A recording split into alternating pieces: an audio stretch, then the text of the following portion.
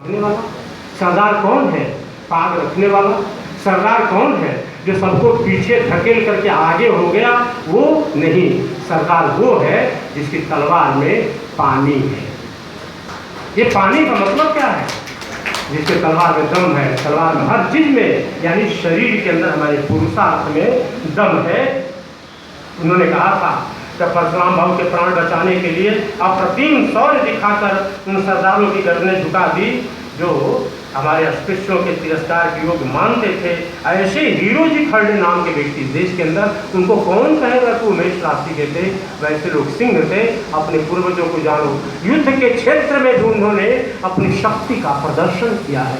बंधु इस बात को समझोगे तो उनकी शक्ति, बाबा साहब के स्वर की शक्ति, उनकी वाणी की शक्ति हमारे अंदर संक्रमित हो, ये मैं अपेक्षा करता हूँ। हमारे अंदर आनी चाहिए, वो बात संक्रमित होनी चाहिए, ये सारे गुण हमारे अंदर आना चाहिए।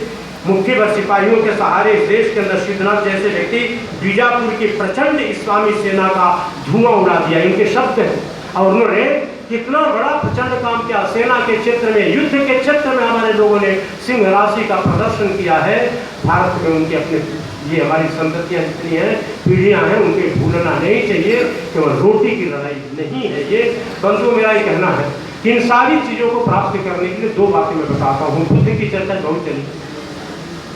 अमित जी ने कहा कि नमो बुद्धाय, मैं प्रणाम करता हूँ। उन्होंने कहा कि बुद्धम शरणम गच्छामि, संघम शरणम गच्छामि, धर्मम शरणम गच्छामि।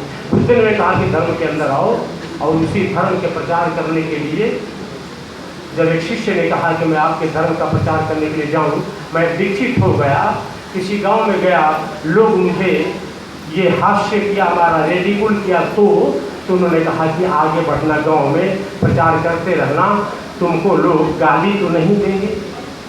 कहा कि यदि मैं उस गांव में गया, लोगों ने मुझे गाली दिया तो कहा कि फिर भी आगे बढ़ना, अपने कार्य को करना, तुम्हें लोग चाटा तो नहीं मारेंगे। कहा कि यदि उन्होंने चाटा मार दिया तो तब भी तुम आगे बढ़ना, कोई पत्थर तो नहीं मारेगा। कहा कि यदि पत्थर मार दिया तो, कहा कि आगे बढ़ना, तुम्हारे प्राण का हरण तो नहीं करेगा। कहा कि यदि वो भी कर लिया तो उन्होंने कहा कि मान लेना कि तुमने धर्म पर अपनी बलि चढ़ा दी, धर्म के लिए अपने प्राण न्यौछावर कर दिए। बाबा साहब जिस धर्म की चर्चा करते हैं, उस धर्म के लिए सर्वस्व न्यौछावर करने के लिए हमको तैयार रहना चाहिए। उस धर्म को पहचानिए। बाबा साहब का धर्म क्या है? कमला भवन उसके स्थान पर, उसके ही पथ पर आप अग्रसर होइए। क्योंकि मैं जानता हूँ उन्होंने जो कहा है, धर्म को अफीम मानने वाले मार्क्स थे।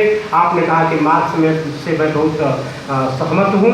बाबा साहब ने कहा था कि मार्क्सिस्ट इस देश के नंबर 1 दुश्मन है, और व्यक्तिगत तौर से मैं उनका दुश्मन हूँ। यदि आप उनके धर्म पर चलना चाहते हैं, बाबा साहब के साथ चलना चाहते हैं, तो मार्क्सिज्म को छोड़ना पड़ेगा, और मार्क्स के मार्ग पर चलना चाहते हैं तो बाबा साहब अम्बेडकर को छोड़ना पड़ेगा।